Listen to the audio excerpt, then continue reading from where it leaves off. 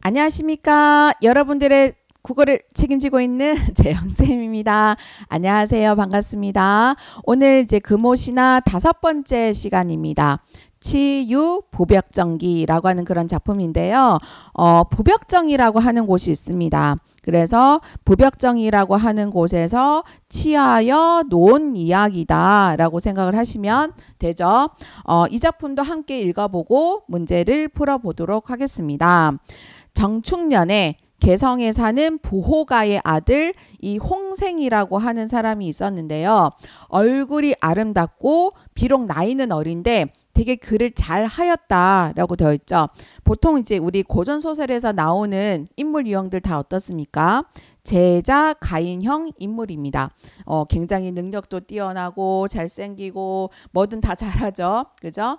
자, 홍생은 8월 한가인 날을 맞이해서 면사를 사려고 친구들과 함께 평양장에 포백을 싣고 와서 강가에 배를 대었다. 지금 이제 그 평양장이라고 하는 곳에 갔잖아요. 이 평양장이라고 하는 곳이 옛날 기자조선의 서울입니다. 그래서 이거를 통해 가지고 뭔가 만남의 필연성을 이제 부여를 하려고 하고 있는 거거든요. 제가 아까 기자조선이라고 하는 말을 했는데 그 예전에 기자조선설이라고 하는 게 있었어요. 그래서 그 은나라의 어떤 기자라고 하는 사람이 우리 그 고조선이라고 하는 나라를 우리가 만들었잖아요. 당구만검이.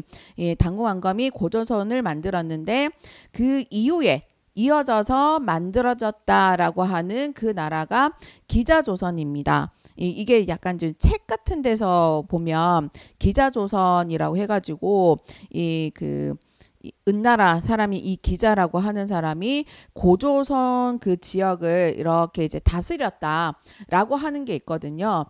그런데 이 기자조선의 서울이 평양이었습니다. 그래서 여기 지금 이제 어떤 그 여인을 만나게 될 건데요. 그 여인을 만나게 되는 그런 필연성을 지금 부여를 하고 있거든요. 포백이라고 하는 거는 뭐냐면 비단이에요. 비단. 배하고 그다음에 이제 비단 같은 것들을 이제 싣고 와서 강가에 배를 대었습니다. 성중에서 구경이 나온 그 기생들이 홍생을 보고 모두 눈짓을 하였다. 왜 눈짓을 합니까? 오, 너무 잘생겨서 너무 잘생겨 한번 쳐다보게 되잖아요. 그죠? 자, 때마침 성중에 사는 홍생의 친구 이생이 잔치를 벌여서 홍생을 환영을 하였다. 술에 취한 다음에 배로 돌아갔으나 밤은 서늘하고 졸음도 오지 않았다. 문득 옛날 당나라의 시인 장계가 지은 밤에 배에서 지낸 풍교야박이라고 하는 시를 연상을 하면서 맑은 흥치를 진정하지 못하여 작은 배를 불러 달빛을 가득 싣고 노를 저으면서 강물을 따라서 올라가서 곧 부벽정 밑에 이르렀다라고 되어 있죠. 원래 우리 술 취하면 바로 집에 들어가서 자야 되는데 이 홍생이 술이 안 취한 거예요. 그래서 갑자기 자기가 풍교야박이라고 하는 시가 떠오른 거죠. 이 시가 자기가 배를 타고 가다가 날이 저물어서 이 풍교라고 하는 그런 강가에다가 배를 대고 밤을 보내면서 지은 시입니다. 그래서 갑자기 그 시가 막 떠오르면서 자기가 배를 이렇게 이제 불러가지고 부벽정이라고 하는 곳에 이르르게 되는 거죠. 이 홍생은 봅시다. 여기 자 죄송합니다. 이 홍생은 이제 뱃줄을 가을에 이제 메어두고 사닥다리를 밟고 올라가서 난간에 기대어서 실을 낭낭하게 읊었습니다. 때마침 달빛은 환하고 물결은 흰 비단 같아서 청아과 기러기의 울음소리를 듣자 마치 하늘 위 옥황님이 계신 곳인 것 같았다. 자, 여기 이제 달빛도 나오고요. 그리고 이제 물결도 나오고요. 그죠? 청아과 기러기의 울음소리가 나오는데 이런 게 굉장히 뭔가 낭만적이고 신비한 분위기를 조성을 해주고 있습니다. 그리고 이제 이 부분을 보시면 이 사랑의 감정을 자연스럽게 유발시키는 왠지 뭔가 기분이 낭만적인 그런 분위기잖아요. 오, 달빛 하나죠. 물결은 막 흰 비단 같죠. 그죠? 하늘 위에 뭔가 옥황상제님께서 뭔가 계신 것 같은 그런 느낌도 들죠. 뭔가 이제 낭만적인 그런 분위기. 자, 한편 옛 서울을 이제 돌아보니까 안개 낀 외로운 성에 물결만 철썩거릴 뿐이었다. 이 안개 낀 외로운 성이라고 하는 게 예상감을 좀 자극하는 소재죠. 뭔가 슬프게 막 느껴지잖아요. 그죠? 그리고 그는 고국의 흥망을 탄식을 하면서 여섯 수의 시를 잇따라 읊었다라고 되어 있는데, 와, 여러분들 여섯 수의 시를 막 잇따라 읊을 수 있으세요? 자, 그만큼 이 인물이 제자가인 되게 비범하다라고 하는 것을 보여주고 있는 거죠. 그죠? 그래서 이 그 홍생이 평양장에 이제 가서 맥수지탄의 시를 읊게 되는 겁니다. 이 맥수지탄이라고 하는 거는 고국의 흥망을 탄식한다라고 하는 내용의 사자성어입니다. 중략부분 줄거리 볼까요? 자, 이렇게 홍생이 시를 읊으니까 거기에 감동한 한 여인이 갑자기 호련히 나타나서 둘은 서로 시를 주고받습니다. 이 홍생이 여인에게 정체를 묻게 되자 여인은 자기는 은나라 임금의 후손이고 기씨 조선을 세운 기씨의 딸이라고 밝혔다. 아까 제가 기자조선 얘기를 했죠. 그죠? 그래서 이 기씨의 딸이 나타난 거예요. 예, 기신으로. 그래서 하늘에 올라가서 선녀가 되었는데 오랑캐에게 망해버린 고국이 생각나서 내려왔다고 말한다.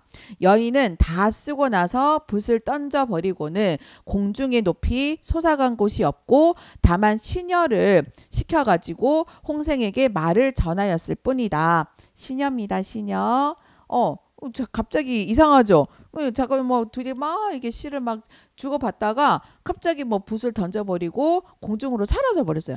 갑작스럽게 이별을 했는데 이게 새로운 사건 전개의 매개체가 됩니다. 또 그 다음에 되게 정기적이죠. 뭔가 비현실적이잖아요. 말이 됩니까? 네. 그리고 옥황님의 이제 명령이 엄하셔가지고 나는 곧 흰 난조를 타고 돌아갑니다. 다만 청한 이야기를 다 끝내지 못해서 몹시 어떻습니까? 섭섭합니다. 라고 지금 얘기를 하고 있는 거죠. 예. 난조라고 하는 거는 그 진짜 있는 새가 아니고요. 상상 속에 이제 나오는 중국의 뭔가 이제 상상 속에 나오는 전설상에 나오는 새라고 생각을 하면 되거든요. 그래서 청한 이야기를 다 끝내지 못해서 너무 섭섭해요 라고 하는 얘기를 하는 거죠. 그래서 이 홍생하고 시를 주고받은 다음에 이 기시녀가 갑자기 어때요? 하늘로 승천해 버렸어요. 자, 그 후 얼마 되지 않아서 갑자기 막 해오리 바람이 불어가지고 근데 이 해오리 바람이라고 하는 게 조금 예매한데 이중 구성의 매개물이라 돼 있잖아요. 그러니까 이거 자체가 이 사건을 현실 속의 일로도 뭔가 해석을 할 수도 있고 그냥 이게 이제 꿈이지 않을까? 뭔가 꿈속의 일로도 해석할 수 있는 보통 우리가 보면은 이런 환문 구조들은 꿈에 들어가고 꿈에서 나오는 것이 좀 명확한데 이 소설 같은 경우에는 좀 명확하지가 않아요. 그래서 이 해오리 바람이 좀 이중적이라고 좀 생각이 좀 들기도 하거든요. 예, 그래서 이 홍생이 앉은 자리를 걷어가고 나서 그 시를 날려버렸다. 대체로 이런 일을 인간 속세에 알리지 않기 위해서였다. 여기 보면 서술자가 개입을 하고 있어요.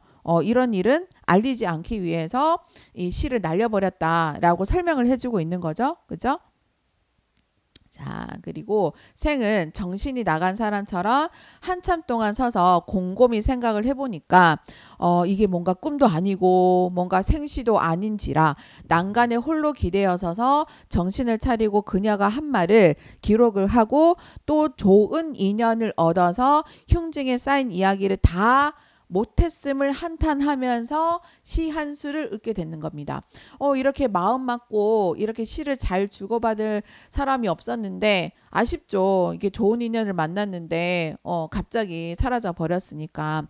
그래서 아쉬움과 그리움의 어떤 정서를 담은 그런 시를 한 수 읊습니다. 비 갰더니 구름이야 하염없이 한 꿈이라 가시님은 언제나 퉁솔 부며 돌아올고 대동강 푸른 물결 무정하다 마소서 임 여인 저곳으로 슬피 울면서 나는구나 라고 하는 시를 읊었어요. 믿기지 않는 거예요. 이 일이 정말 꿈인지 생신지 믿기지 않아 하는 거고요. 그리고 아까 이제 그 기시녀가 가면서 기약이 없었죠. 그래서 기약 없는 이별을 했고요. 그리고 임 여인 저곳을 슬피 울면서 나는구나. 아까 이제 주체는 기시녀입니다. 기시녀가 아까 이제 흰 난조를 타고 갔다라고 얘기를 했잖아요. 그죠? 다 읊고 나니까 산서에서 종이 울리고 그리고 물가 마을에서 닭이 노래를 부르는데 달은 서천에 걸려 있고요. 자, 샛별만 반짝이면서 뜰 아래의 지와 상 밑에 벌레 소리가 들려올 뿐이었다. 날이 밝은 거예요. 아마 이게 날이 밝아오니까 기시녀가 성급하게 떠난 걸 수도 있어요. 왜냐면은 귀신이잖아요. 그죠? 그리고 여기 이제 달은 서천에 걸려 있고 샛별 뭐 반짝이고 하는 그런 장면은 낭만적인 배경이 아니죠. 예, 현실적인 배경을 묘사를 하고 있고 이 시간이 뭔가 현실로 전환이 되었음을 보여주고 있는 겁니다. 자, 그래서 이 홍생은 초연이 슬프기도 하고 초연하다라고 하는 거는 뭔가 근심스러운 빛이 있다라고 하는 그런 뜻이에요. 예, 얼굴에 근심이 가득한 거예요. 슬프기도 하고 그 다음에 한편으로는 온몸이 수컷하여 자, 뭐 수컷이 뭐죠? 자, 온몸이 수컷하다라고 하는 말이 무슨 말일까요? 자, 이거 좀 오탑니다. 죄송합니다. 자, 온몸이 어떻다라고 하면 될까요? 수굿하여인데, 오, 죄송합니다. 진짜. 예, 수굿하여. 수굿하다라고 하는 게 뭐냐면 이제 감정이 가라앉았다라고 하는 거죠. 예, 그래서 꽤 이제 흥분한 그런 감정이 이제 가라앉은 겁니다. 그래서 한편으로는 온몸이 좀 가라앉아서 다시금 머무를 수가 없으므로 서둘러 이제 돌아와서 배에 올라타고 옛 물가에 닿았다. 그가 돌아온 것을 안 친구들은 서로 앞을 다투어서 물었다. 너 도대체 어젯밤에 어디서 자고 오느냐? 라고 했더니 홍생은 속여서 말을 했다. 사실은 어제 내가 낚싯대를 메고 달빛을 따라서 장경문 밖에 조천석까지 가서 고기를 낚으려고 했는데 밤이 서늘해서 물결이 찬 탓으로 붕어 한 마리도 낚지를 못했네 그려 라고 지금 얘기를 하고 있는 거죠. 사실대로 말하지 않고 있습니다. 그래서 이 친구들도 그의 말을 의심하지 않죠.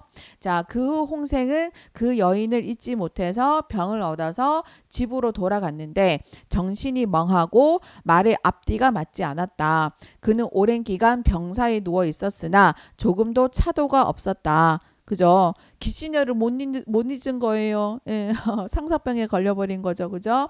자, 그러던 어느 날에 자, 꿈속에서 이 소복한 여인이 나타나서 홍생에게 말을 합니다. 이 소복한 여인은 누구냐면 그 시녀예요. 시녀. 아까 그 기시녀 시녀. 자, 우리 아가씨께서는 당신은 제주를 몹시 사랑하시어 견우서 막하의 종사 벼슬을 명령하였사오니 하루속히 부임하시는 것이 어떻겠습니까? 라고 되어 있죠. 자, 근데 이 벼슬 자체가 하늘의 벼슬이잖아요. 그러면 내가 하늘의 벼슬을 하려고 하면 어떻게 해야 돼요? 죽어야죠.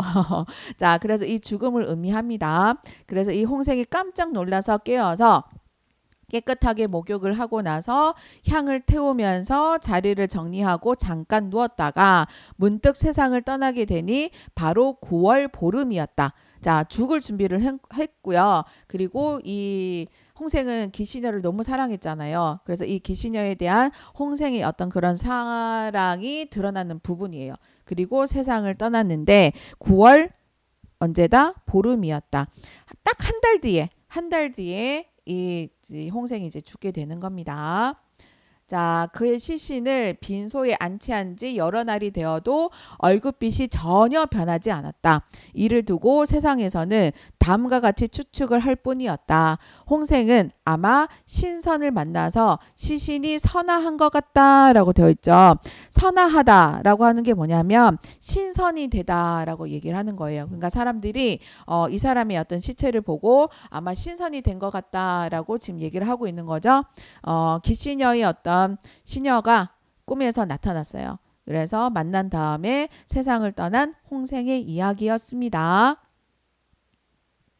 자, 이 이야기를 보시면 평양을 이제 배경으로 해서 보호가의 아들 홍생이랑 죽어서 선녀가 된 기자의 딸이 나눈 정신적인 사랑을 다룬 소설입니다.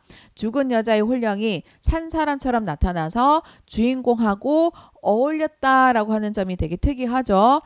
사랑 얘기니까 애정 소설이고요. 그리고 혼이 나오는 명혼 소설입니다. 주제는 시대를 초월한 아름다운 사랑의 얘기입니다. 기신여가 이제 아주 오래전 사람이잖아요. 그래서 이제 그 기신으로 나타나서 사랑을 했다. 자, 문제 풀어보겠습니다. 자, 이것도 한번 영화로 제작을 해볼까요? 그죠? 자, 1번. 자, 홍생의 친구들은 돌아온 홍생의 말에 의심을 품은 표정 연기를 할 수 있도록 해주세요.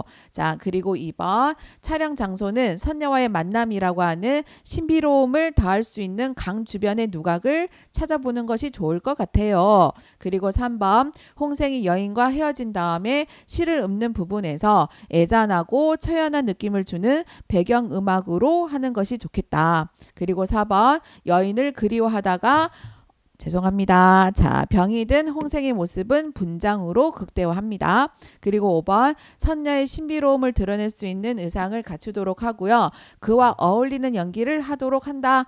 라고 되어 있죠. 그죠? 자, 시간 드리겠습니다. 문제 풀어보시기 바랍니다.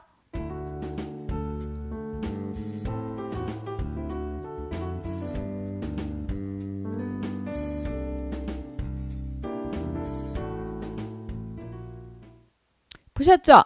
자, 답은 몇 번입니까? 답은 두두두두두두두 1번입니다. 홍생의 말에 아무 의심하지 않았다고 제가 밑줄까지 그었죠. 자, 그래서 아무런 의심이 없었습니다. 이렇게 해서 제가 금오신화를 5편을 한번 다 해보았습니다. 치유 보벽전기가 마지막 작품이었는데요. 아마 이제 여러분들은 자신의 필요에 의해서 아마 읽었을 거라고 생각이 들고요. 제가 생각을 할 때는 여러분들이 딱 필요에 의해서 그 부분적으로 읽는 것도 되게 중요하지만 좋지만 전체적인 내용을 읽으면서 이게 고전소설 읽는 연습을 하는 거거든요. 그래서 이 고전소설을 읽는 연습을 꾸준히 하시면 좋을 것 같습니다. 제 생각에는 그것이 좋을 것 같아서 제가 힘들지만 이렇게 이제 5작품을 같이 읽어본 거거든요. 여러분들도 읽으면 보입니다. 우리 함께 하고 있는 거 알고 계시죠? 감사합니다. 아자아자 화이팅!